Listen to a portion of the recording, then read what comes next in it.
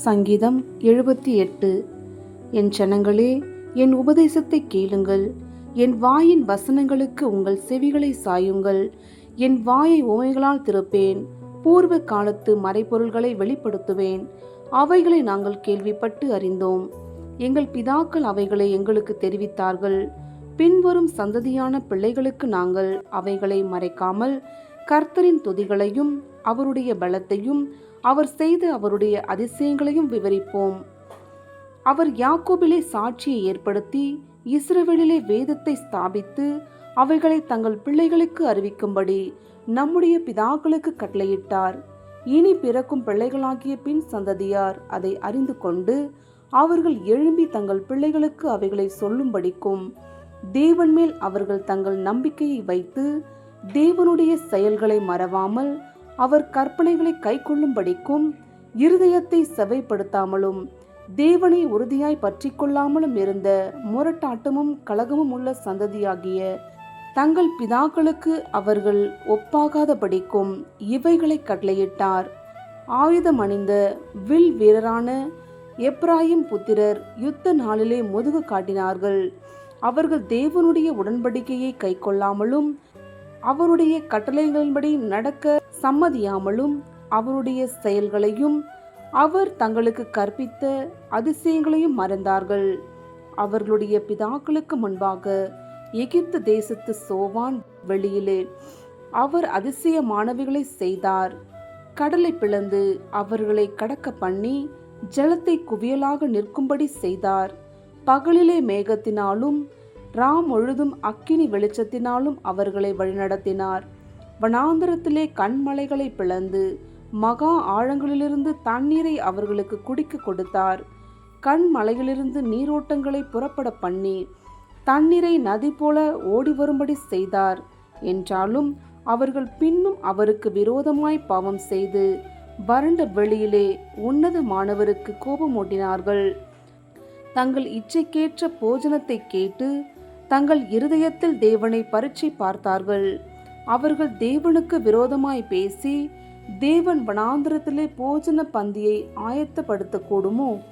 இதோ அவர் கண்மலையை அடித்ததினால் தண்ணீர் புறப்பட்டு நதிகளாய் புரண்டு வந்தது. அவர் அப்பத்தையும் கொடுக்கக்கூடுமோ? தம்முடைய ஜனத்திற்கு மாம்சத்தையும் ஆயத்தப்படுத்துவாரோ என்றார்கள். ஆகையால் கர்த்தர் அதை கேட்டு கோபம் கொண்டார். அவர்கள் தேவனை விசுவாசியாமலும் அவருடைய ரட்சிப்பை நம்பாமலும் போனதினால் யாக்கோபுக்கு விரோதமாய் அக்கினி பற்றி எரிந்தது. இஸ்ரவேலுக்கு விரோதமாய் கோபம் உண்டது. அவர் உயரத்திலுள்ள மேகங்களுக்கு கட்டளையிட்டு வானத்தின் கதவுகளை திறந்து மன்னாவை அவர்களுக்கு ஆகாரமாக வருஷிக்க பண்ணி வானத்தின் தானியத்தை அவர்களுக்கு கொடுத்தார். தூதர்களின் அப்பத்தை மனுஷன் சாப்பிட்டான். அவர்களுக்கு ஆகாரத்தை பூரணமாய் அனுப்பினார். ஆகாசத்திலே கீழ்காற்றை வரப்பண்ணி தம்முடைய வல்லமையினால் தென்றலையும் வீச செய்து மாம்சத்தை தூளத்தனையாயும் சிறகுள்ள பறவைகளை கடற்கரை மணலத்தனையாயும் வருஷிக்க பண்ணி அவைகளை அவர்கள் பாளையத்தின் நடுவிலும் அவர்கள் கூடாரங்களை சுற்றிலும் இறங்க பண்ணினார். அவர்கள் புசித்து திருப்தி அடைந்தார்கள். அவர்கள் இச்சித்ததை அவர்களுக்கு கொடுத்தார். அவர்கள் தங்கள் இச்சையை வெறுக்கவில்லை. அவர்களுடைய போஜனம் அவர்கள் வாயில் இருக்கும்போதே தேவ கோபம் அவர்கள் மேல் எழும்பி அவர்களில் கொழுத்தவர்களை சங்கரித்து இஸ்ரவேலில் விசேஷித்தவர்களை மடிய பண்ணிற்று. இவையெல்லாம் நடந்தும் அவர் செய்த அதிசயங்களை அவர்கள் நம்பாமல் பின்னும் பாவம் செய்தார்கள்.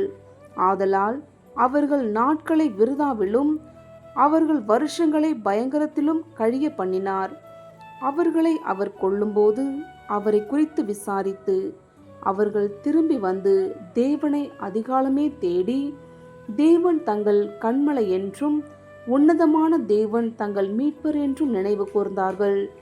ஆனாலும் அவர்கள் தங்கள் வாயினால் அவருக்கு இச்சகம் பேசி தங்கள் நாவினால் அவரிடத்தில் பொய் சொன்னார்கள். அவர்கள் இருதயம் அவரிடத்தில் நிலைவரப்படவில்லை. அவருடைய உடன்படிக்கையில் அவர்கள் உண்மையாயிருக்கவில்லை. அவரோ அவர்களை அழிக்காமல் இரக்கமுள்ளவராய் அவர்கள் அக்கிரமத்தை மன்னித்தார். அவர் தமது உக்கிரம் முழுவதையும் எழும்பாமல் அநேகந்தரம் தமது கோபத்தை விலக்கிவிட்டார். அவர்கள் மாம்சம் என்றும் திரும்பி வராமல் அகலுகிற காற்றென்றும் நினைவு கூர்ந்தார். எத்தனை தரமோ வனாந்தரத்திலே அவருக்கு கோபமூட்டி அவாந்தர வெளியிலே அவரை விசனப்படுத்தினார்கள். அவர்கள் திரும்பி தேவனை பரீட்சை பார்த்து இஸ்ரவேலின் பரிசுத்தரை மட்டுப்படுத்தினார்கள். அவருடைய கரத்தையும் அவர் தங்களை சத்ருவுக்கு விலக்கி மீட்ட நாளையும் நினையாமற் போனார்கள். அவர் எகிப்திலே தம்முடைய அடையாளங்களையும் சோவான் வெளியிலே தம்முடைய அற்புதங்களையும் செய்தார். அவர்களுடைய நதிகளை இரத்தமாக மாற்றி அவர்களுடைய ஆறுகளிலுள்ள ஜலத்தை குடிக்க கூடாதபடி செய்தார். அவர்களை அழிக்கும்படி வண்டு ஜாதிகளையும் அவர்களை கெடுக்கும்படி தவளைகளையும் அவர்களுக்குள்ளே அனுப்பினார். அவர்களுடைய விளைச்சலை புழுக்களுக்கும் அவர்களுடைய பிரயாசத்தின் பலனை வெட்டுக்கிளிகளுக்கும் கொடுத்தார். கல் மழையினால் அவர்களுடைய திராட்சை செடிகளையும் ஆலங்கட்டியினால் அவர்களுடைய அத்தி மரங்களையும் அடித்து அவர்களுடைய மிருக ஜீவன்களை கல் மழைக்கும் அவர்களுடைய ஆடு மாடுகளை இடிகளுக்கும் ஒப்பு கொடுத்தார்.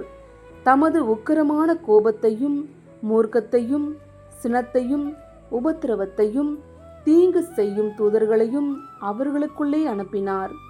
அவர் தம்முடைய கோபத்துக்கு வழி திறந்து அவர்கள் ஆத்துமாவை மரணத்துக்கு விலக்கி காவாமல் அவர்கள் ஜீவனை கொள்ளை நோய்க்கு ஒப்பு கொடுத்தார். எகிப்திலே தலைசன்கள் அனைத்தையும் காமின் கூடாரங்களிலே அவர்களுடைய பலனில் முதற் பலனான யாவரையும் அழித்து தம்முடைய ஜனங்களை ஆடுகளைப் போல் புறப்பட பண்ணி அவர்களை வனாந்தரத்திலே மந்தையைப் போல் கூட்டிக் கொண்டு போய் அவர்கள் பயப்படாதபடிக்கு அவர்களை பத்திரமாய் வழிநடத்தினார். அவர்கள் சத்துருக்களை கடல் மூடி போட்டது. அவர்களை தமது பரிசுத்த ஸ்தலத்தின் எல்லை வரைக்கும் தமது வலதுகரம் சம்பாதித்த இந்த பர்வதம் மட்டும் அழைத்து கொண்டு வந்து அவர்கள் முகத்திற்கு முன்பாக ஜாதிகளை துரத்திவிட்டு தேசத்தை நூல் போல் பங்கிட்டு அவர்களுடைய கூடாரங்களில் இஸ்ரவேலின் கோத்திரங்களை குடியேற்றினார். ஆனாலும் அவர்கள் உன்னதமான தேவனை பரீட்சை பார்த்து அவருக்கு கோபமூட்டி அவருடைய சாட்சிகளை கை கொள்ளாமற் போய் தங்கள் பிதாக்களைப் போல வழி விலகி துரோகம் பண்ணி மோசம் போக்கும் வெள்ளைப்போல் துவண்டு தங்கள் மேடைகளினால் அவருக்கு கோபமூட்டி தங்கள் விக்கிரகங்களினால் எரிச்சல் உண்டாக்கினார்கள். தேவன் அதை கேட்டு உக்கிரமாகி இஸ்ரவேலை மிகவும் வெறுத்து தாம் மனுஷருக்குள்ளே போட்ட கூடாரமாகிய சீலோவில் உள்ள வாசஸ்தலத்தை விட்டு விலகி தமது பலத்தை சிறையிருப்புக்கும் தமது மகிமையை சத்துருவின் கைக்கும் ஒப்புக்கொடுத்து தமது ஜனத்தை பட்டயத்துக்கு இரையாக்கி தமது சுதந்திரத்தின் மேல் கோபம் கொண்டார். அவர்கள் வாலிபரை அக்கினி பட்சித்தது.